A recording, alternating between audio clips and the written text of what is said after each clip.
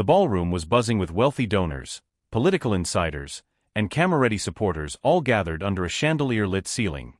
Patriotic music played softly in the background, and American flags lined the walls like wallpaper. Former President Donald Trump had just finished his closing speech, a mix of sharp jabs at his rivals and promises of a greater-than-ever comeback. His usual flair was on full display, wide hand gestures, confident pauses, and that unmistakable tone that only he could deliver. As he stepped down from the small stage, people swarmed him, handshakes, selfies, compliments. Security flanked him as he slowly made his way toward the exit. Everyone wanted a second of his attention. But then, one man stood out. He wasn't trying to shout over the crowd. He wasn't holding a phone. He wasn't smiling. He was quiet, almost too quiet. He looked to be in his late 70s. His hair was snow-white, combed back neatly. He wore an old Air Force bomber jacket, faded from the sun and time, with a single name tag on it.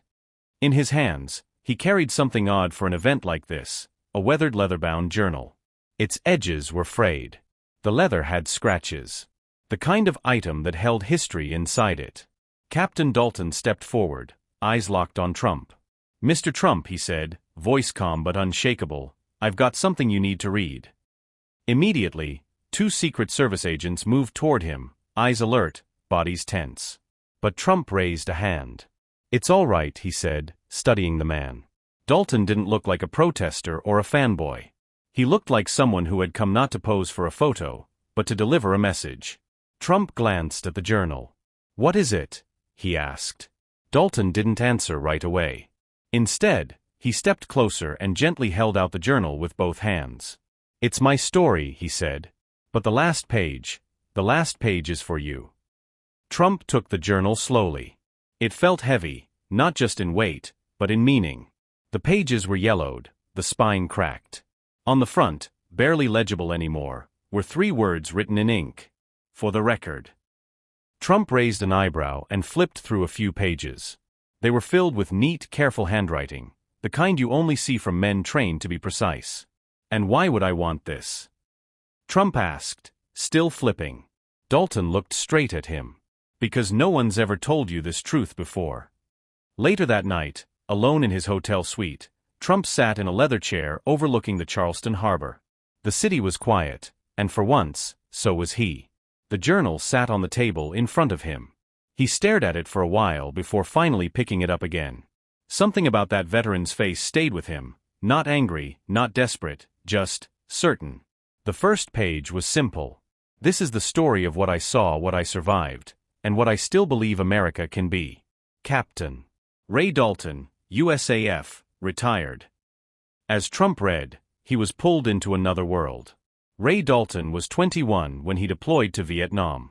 He described the jungle like it was a living, breathing nightmare: heat, noise, confusion, and the ever-present fear of not making it home. There were names of soldiers he lost. Letters he never got to send. Thoughts he never told anyone, until now. But the journal wasn't just war memories. Dalton had written about leadership. About what it meant to follow orders you didn't believe in, and what it felt like to give those orders anyway. He wrote about the kind of courage that doesn't win medals, like standing between a scared recruit and a reckless commanding officer. There were entries about coming home, too. How he was called a baby killer at the airport. How he watched the country turn its back on those who gave everything for it. And then, decades later, something changed. A man named Donald Trump entered politics. Dalton wrote that he didn't agree with everything Trump said. In fact, he had yelled at the TV plenty of times.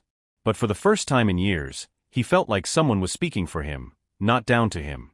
No one had ever told him this to his face. But somehow, through ink and paper, Ray Dalton had. Trump closed the journal and stared out the window. For once, there was no camera. No crowd.